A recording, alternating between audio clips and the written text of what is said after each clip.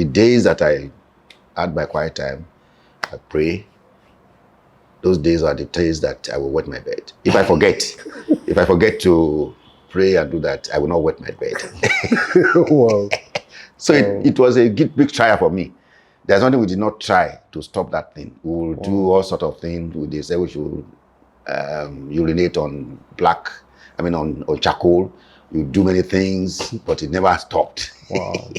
So, but after some time, that thing went away.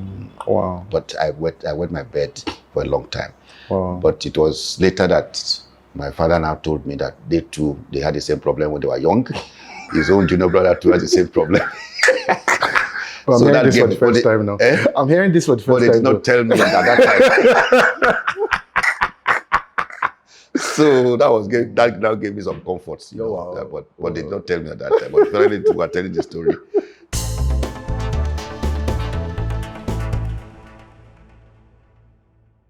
Okay, hi, my name is Tolu Lokwe, and I'm catching up with Dad, just talking about life over these 70 years.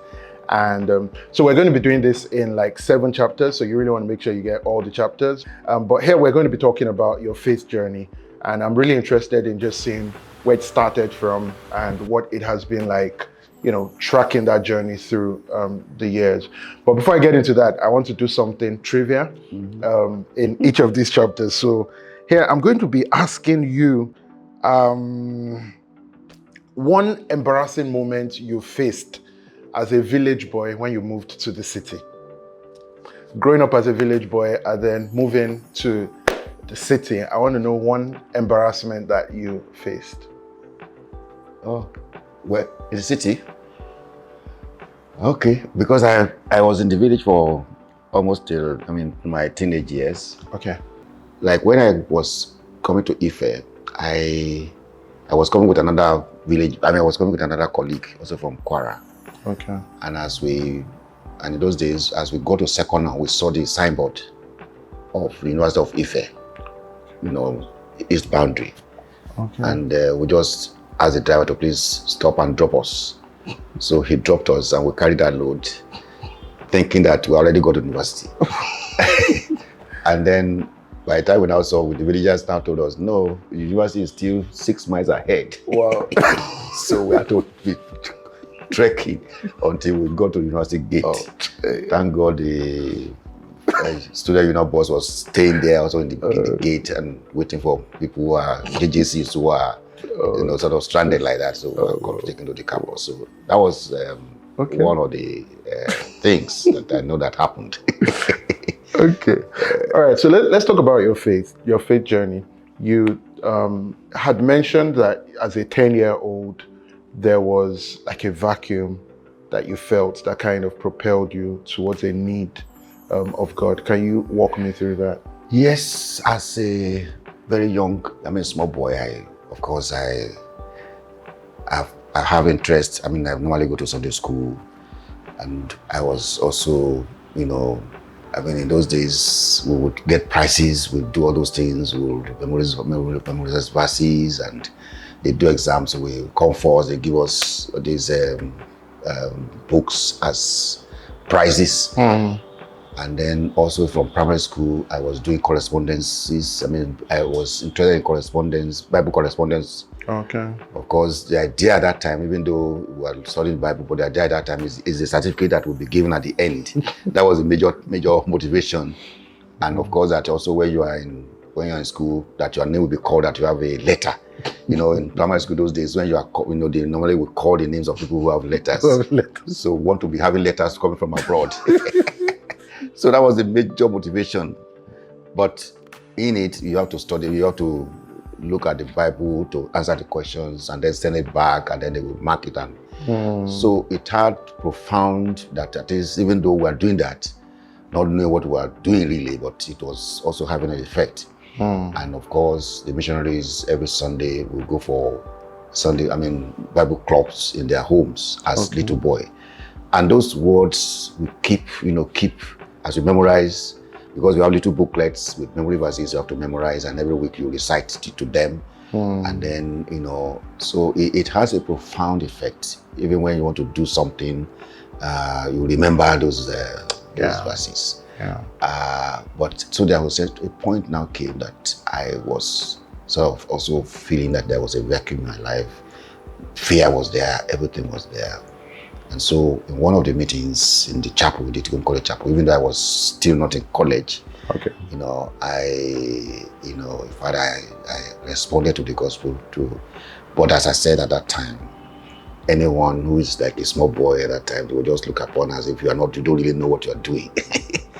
And yet, some of those books that we've been reading, I remember a particular book my father bought it for me, where a man carried a sheep, and it was just to tell the story that he lost so many. He had many sheep, but one was lost. Okay. But when he now found that one, he carried it on the shoulder, and then was bringing it back. So I can never forget that picture. Wow. That there was a lost sheep that was carried home. So this had effect, I don't know, at least in my quest. So, and then that was also communicated to that, wanted to commit my life. But as I said, I felt so disappointed that day that we were not taking one by one. We were just gathered together. They took these older ones and one by one. So they said, all these your children just told us a story and that we should go away. Wow. So, and that is why for many years, each time I see a child, I don't take it lightly. I don't take whatever they do lightly, because I felt hot that day from that particular experience, But at 12, again, when I now enter college, God gave me my principal. This last is my first principal, the last sermon he preached before he left college. Okay. I just saw that I needed to give my life to Christ. Wow. And he did a good job. After he left college, he would post booklets to me, following up with letters and so on.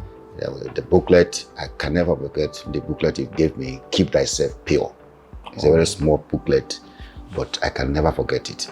So that began a life of, following Christ as it were, and making a very big difference, because among my mates, I could no longer do what I used to do. We used to swear. If I tell you a story, you don't believe, I would touch the ground and raise my hand up and say, but I could not do it again. So many things changed, and that was the beginnings, I believe, of God's touch on me, because number one, many things also that my peers were doing, my mates were doing, even my cousins and everything. There are things that I cannot just do again. Okay, so and then as the journey started, I had a problem when I was young, particularly from 1, from 2, even up to from 3. I was wet in bed. I don't know whether you know what I mean. That is, occasionally just bed wet. So, and the trial that was there was that days I have my quiet time, maybe at night. The days that I had my quiet time, I pray. Those days are the days that I will wet my bed. If I forget to pray and do that, I will not wet my bed. Wow. So it was a big trial for me. There's nothing we did not try to stop that thing. We will do all sorts of things. They say we should urinate on on charcoal. You do many things, but it never stopped. Wow. So, but after some time, that thing went away. Wow. But I wet my bed for a long time. Wow. But it was later that my father now told me that they had the same problem when they were young. His own junior brother too had the same problem. Well, I'm hearing this for the first time now. I'm hearing this for the first time. But they did not tell me at that time. So that gave me some comfort. Wow. But they did not tell me at that time. But apparently we were telling the story So it was only Uncle DS, Uncle, that did not have that problem. Wow. So when they were their bed, the two of them, he will, and they've hurt him up to, the senior brother. Okay. He would just leave them and go and call his friends that they should come and greet. So they will still be sleeping, and it can be very shameful when you wet your bed, and outsiders now come and know that you are wet bed. Wow. So, but that we used to joke about that, but that was a situation, at that time.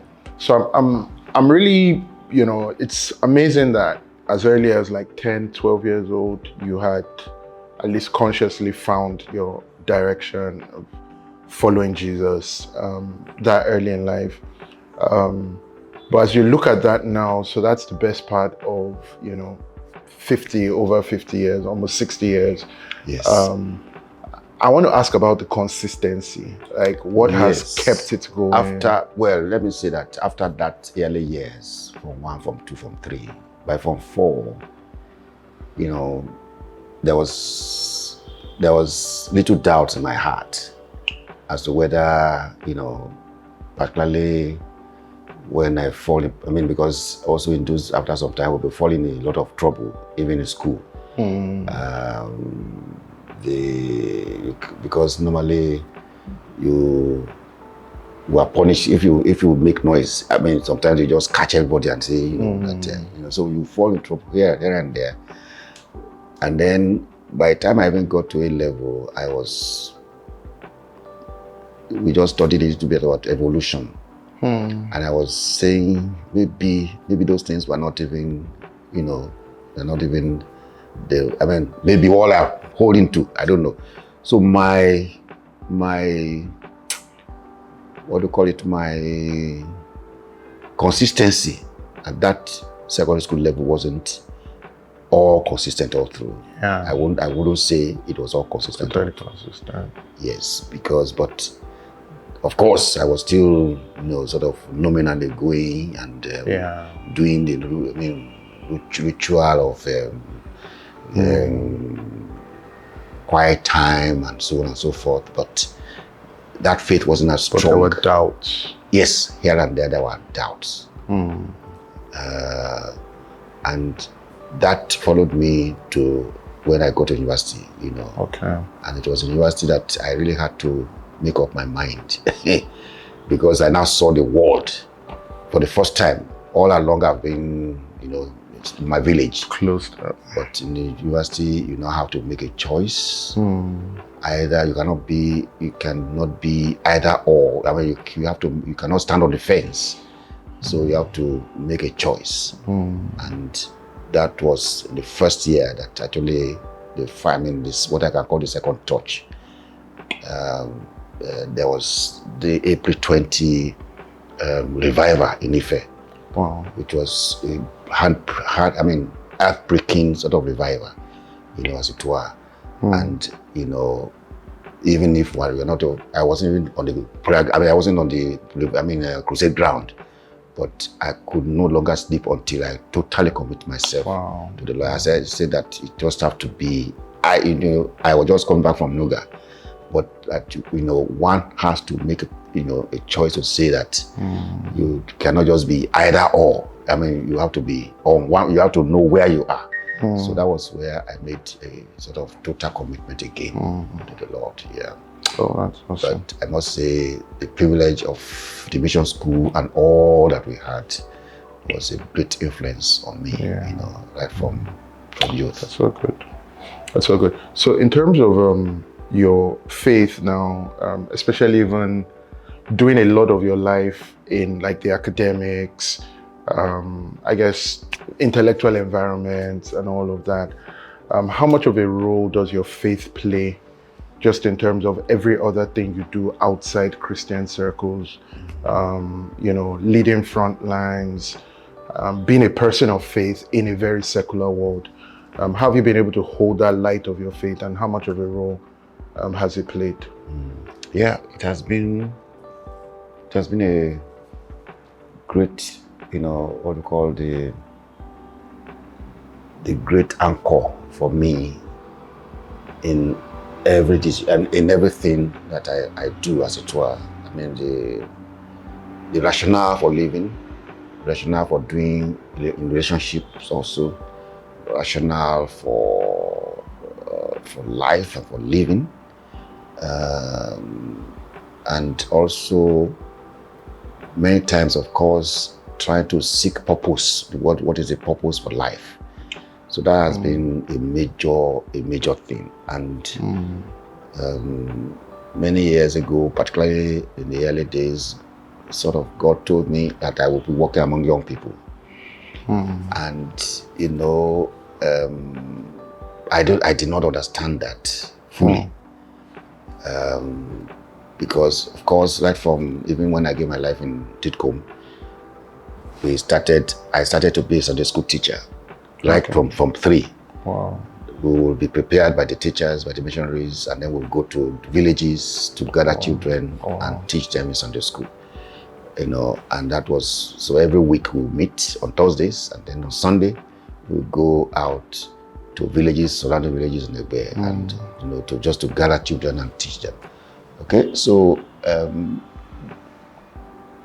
fact, when I now finished my university degree, what came to my mind was that I should not longer continue with pharmacy, that I should really go and do full-time work with secondary school students in what you call the Fellowship of Christian Students at that time. But when I started that work, somehow I've already started 1 year of my master's in academia. And of course, counsel that you can still work with young people, even in the university. And that is what I found out too. But I wasn't much at peace for a long time because I felt I should leave the whole university system and go full-time out. Yes. But I've seen, until we got to England, that it was re-emphasized again that yes, you can still do. And I've seen teaching, at least teaching in university, I've seen over the years, as also God's purpose for me, not just to teach the students, but to be also a role model to them in ways that sometimes may not, so many of them I don't really know, but in ways that what we learned from our teachers in school, particularly from Titcombe, is something that one can impart into the lives of other young people. So that has been a real blessing also, after, in terms of seeing it as a career, not just career sake, but being a mouthpiece for God in that setting, which many people may not have opportunity to be there, to be in.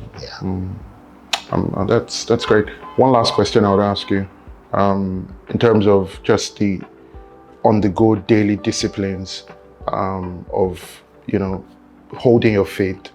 So what do you try to make every day look like in terms of staying true to the same things that you found as a young man up to where you are now? What does the daily rhythm look like for you?